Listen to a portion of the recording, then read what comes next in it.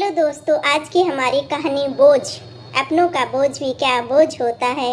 माँ ने फुसफुसाती हुई मेरे कान में कहा, साफ साफ कह दो, मैं कोई बांदी नहीं हूँ। या तो मैं रहूँगी या वे लोग। यह भी कोई जिंदगी है।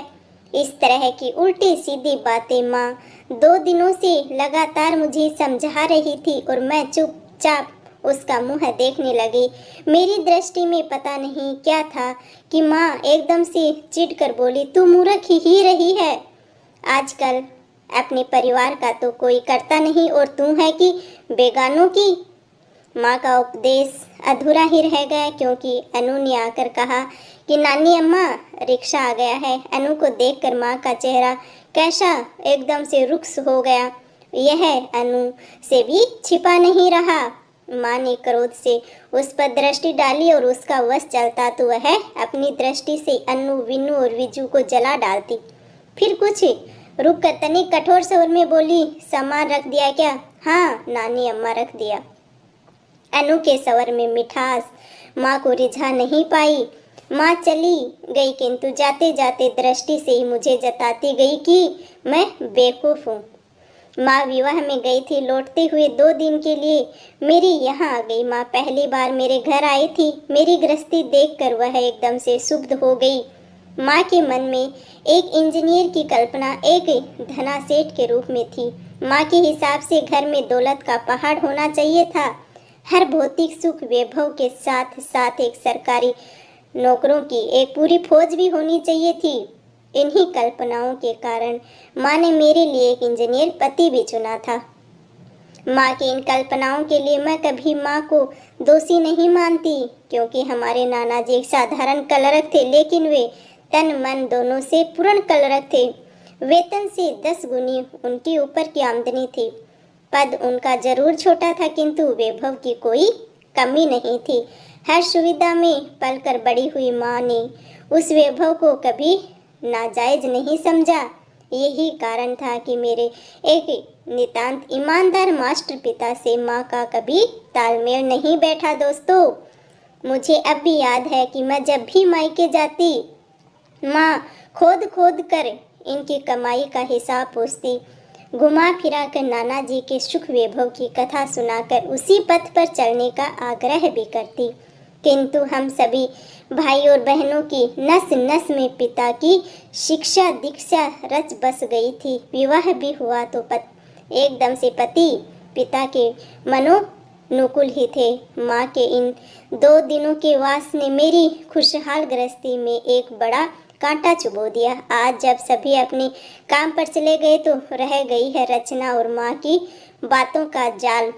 रचना को दूध पिलाकर सुला देने के बाद मैं घर में बाकी काम निपटाने लगी। ज़्यादातर काम तो अनु ही निपटा जाती है, फिर भी गृहस्थी के तो कई अनदेखे काम हैं। सब कामों से निपट कर जब मैं अकेली बैठी तो माँ की बातें मुझे बींधने लग गई, एकदम से चुभने लग गई।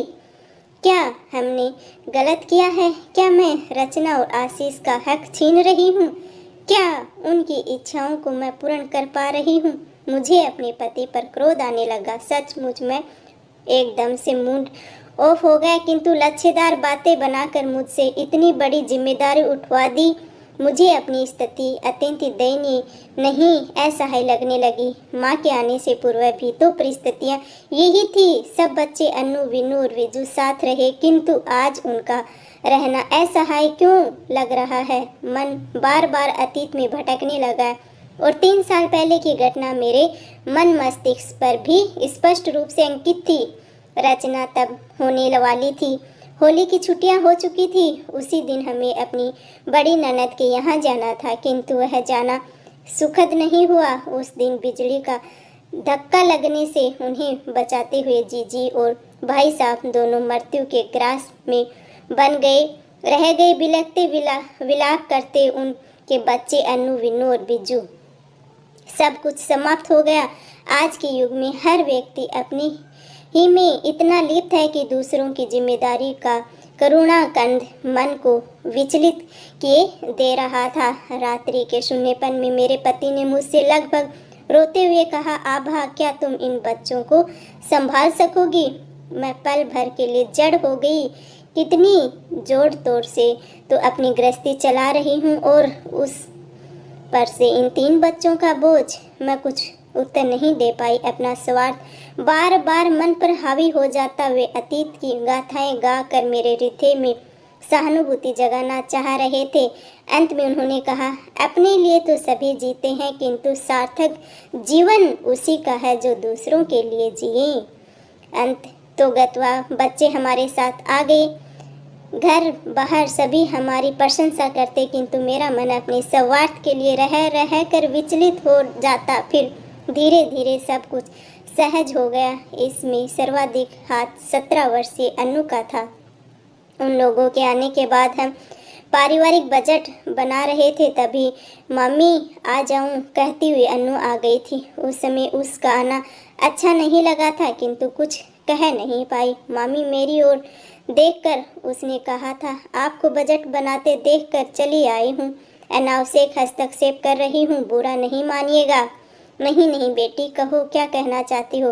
आप रामलाल की छुट्टी कर दें। एक आदमी के खाने में कम से कम 2000 रुपये तो खर्चे हो ही जाते हैं। मेरे प्रतिरोध के बाद भी वह नहीं मानी और रामलाल की छुट्टी कर दी गई। अनु ने न केवल रामलाल का बल्कि मेरा भी कुछ काम संभाल लिया था। उसके बाद रचना का जन्म हुआ। रचना के जन्म पर अनु ने मेरी जो सेवा की उसकी क्या मैं कभी कीमत चुका पाऊंगी। रचना के आने से खर्च का बोझ बढ़ गया।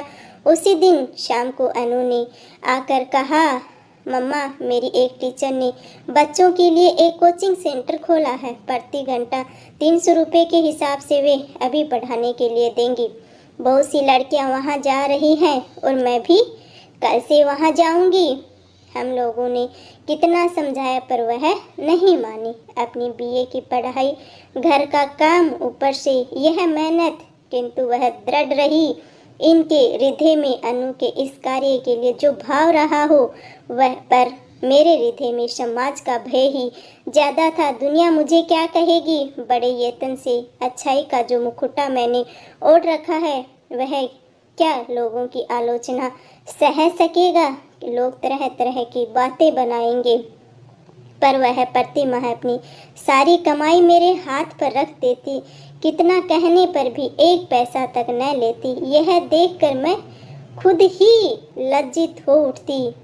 विन्नू भी पढ़ाई के साथ साथ पार्ट टाइम ट्यूशन करता।